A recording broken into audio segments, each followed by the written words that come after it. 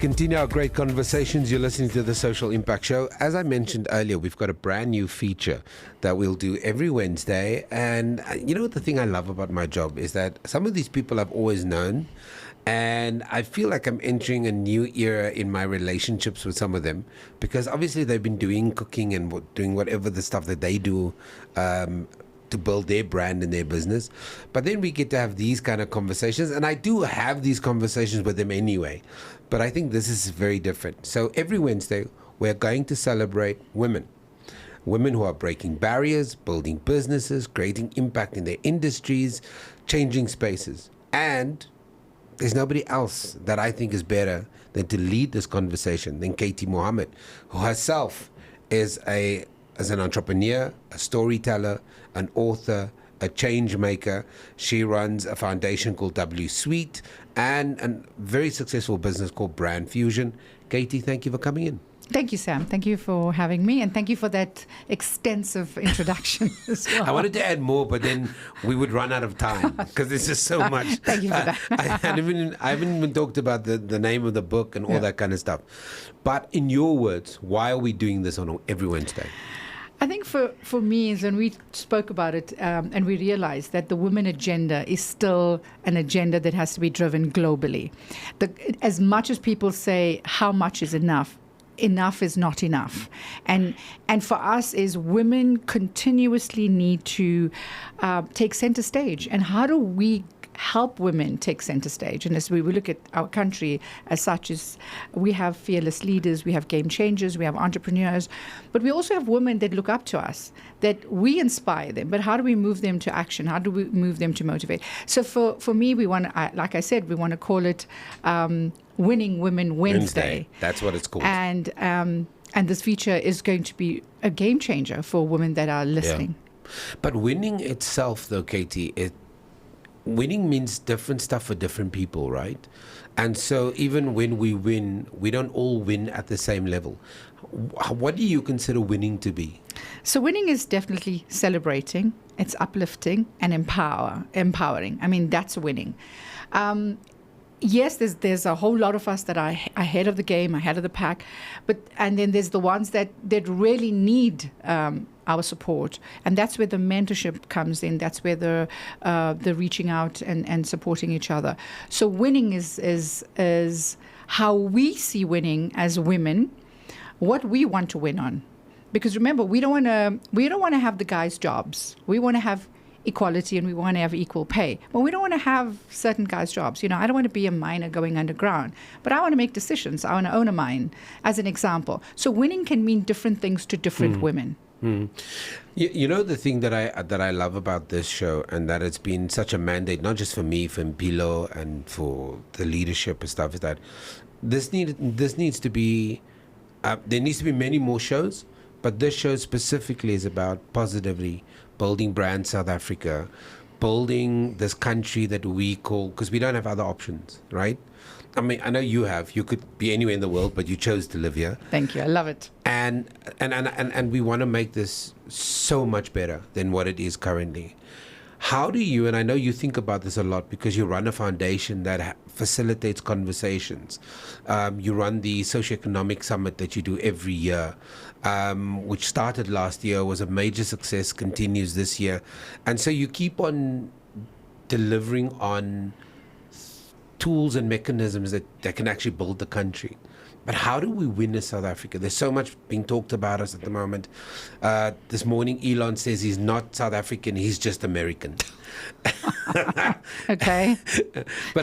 And I know you've thought about this a lot because you facilitate so many conversations. How do we win? Look, I would say outright, if women win, we all win. Because I think if you look at just being, Mother Nature, just being a mother, just being the head of the households, most of us ensure that our communities win, right? From our grandmothers, our great-grandmothers. So we have to take that into the boardrooms and we have to take that into our businesses. For me, it's, Sam, you and I have endless conversations. I don't think we have a conversation that's under an hour. And most of the time... You just turned it into a podcast. Yeah, actually. Exactly. I mean, last night was 2 hours that we spoke. But the one thing that we spoke about last night was about relevance. Yeah. And about being relevant for the time, all the time. And what we did last year might not be relevant this year. So how do you evolve yourself? And I think for me, the most important thing, the most important message for me to women in all the platforms that I do is that evolution is a revolution. And I like that. That should be on a T-shirt. Yes, evolution is a revolution. And that's where you drive. You learn to. You don't get comfortable, because I think when you get too comfortable in your space, the receptionist at my offices, I would say to her, is that, what is your side hustle? Bake some cakes, because you get them to think about, no, it's okay. I can go home and I can cook, but I can also bake, bring some cakes to the office and sell some cakes. So I think for me, it's like you constantly evolve. I mean, we all are not neuroscientists. We're all not going to fly to the moon. But how can we evolve as women?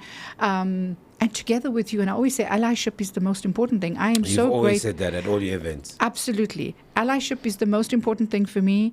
I have great men that surround me when it comes to, from a business perspective.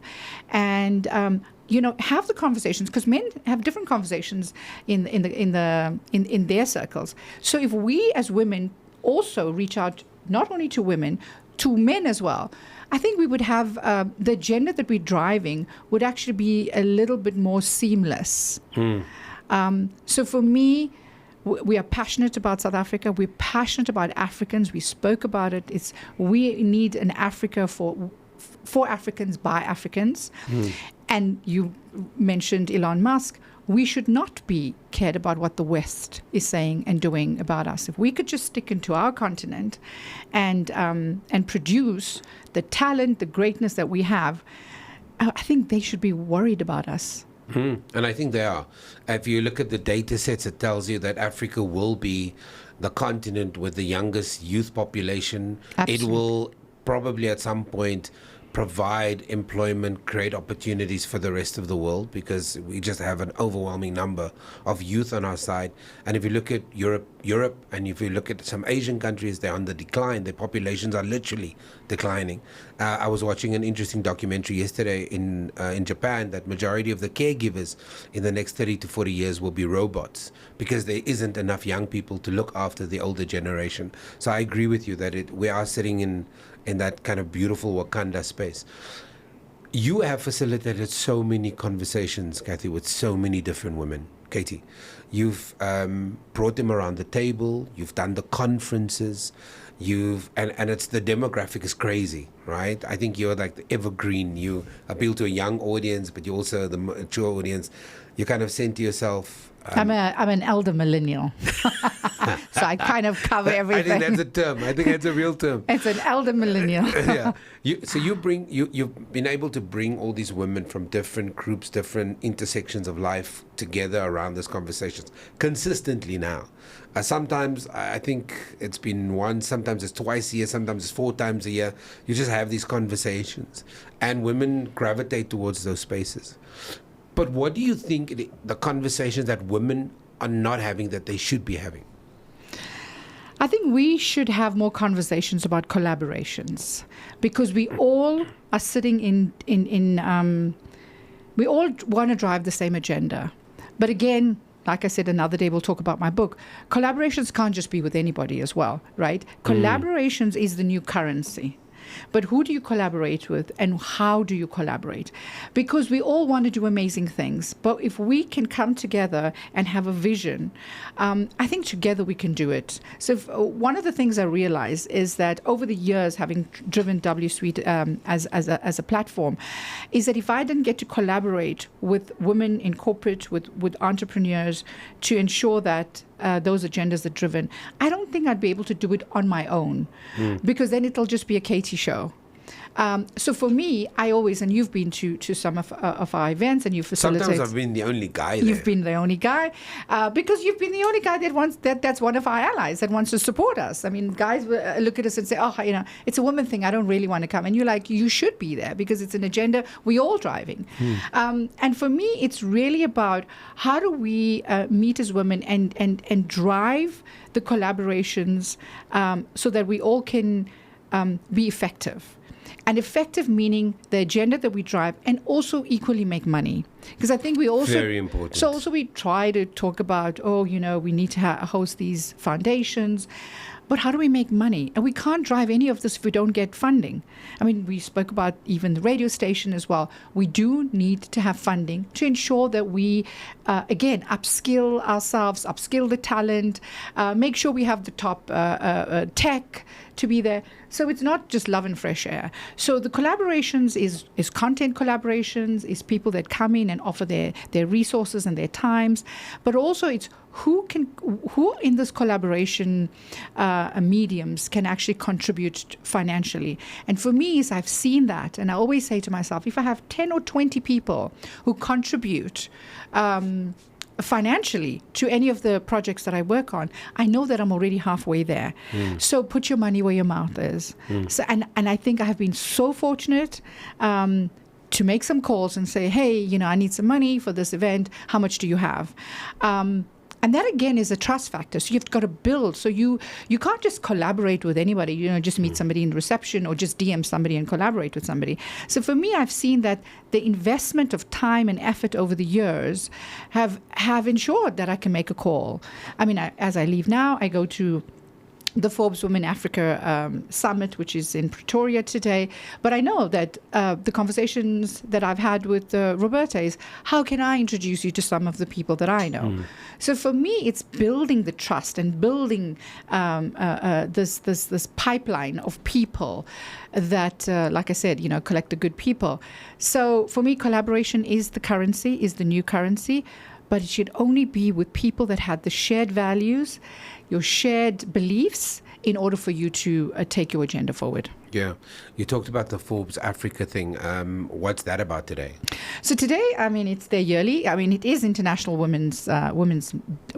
International on the 8th of March. Yeah, it's on the 8th of March. And they host their yearly big summit, global summit. And I think they have up to about, 2,000 women.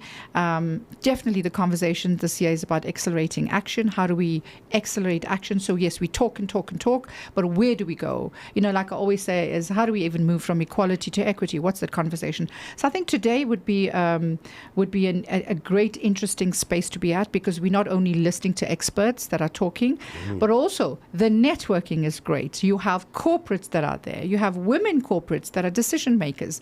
And if you're not invited to something like this or buying a ticket to get to something like this, you're shortchanging yourself, because then, remember, you pay for something, you invest in something, you get to meet 10 new people that could change your life.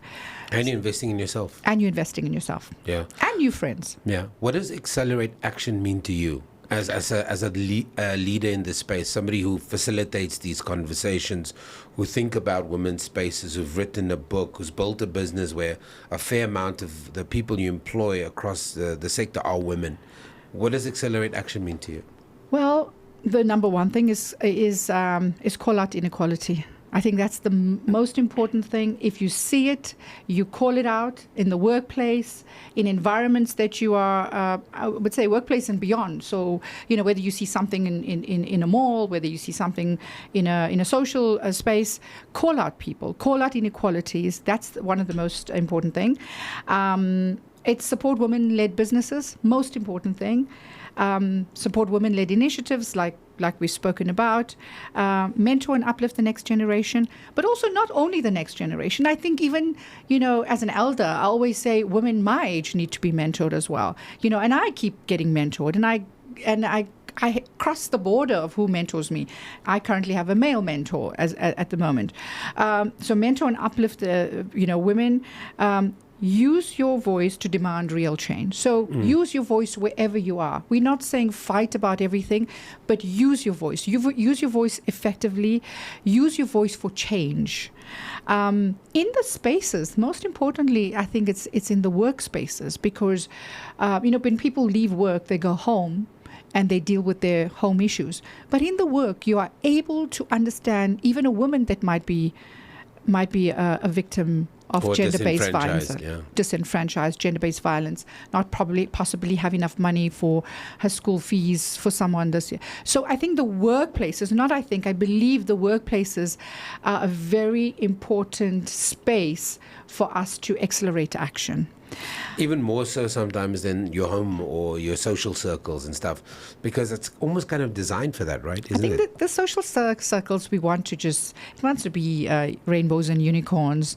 It's about champagne, it's about a cake, it's about laughing, and also, social circles. You don't want too much. You don't want to have too heavy, because that's where you want to breathe. You want to feel like a girl. You want to feel like a lady. You want to feel like I'm not somebody's mum and wife and a leader of an organization. I'm just a friend and I'm a girl.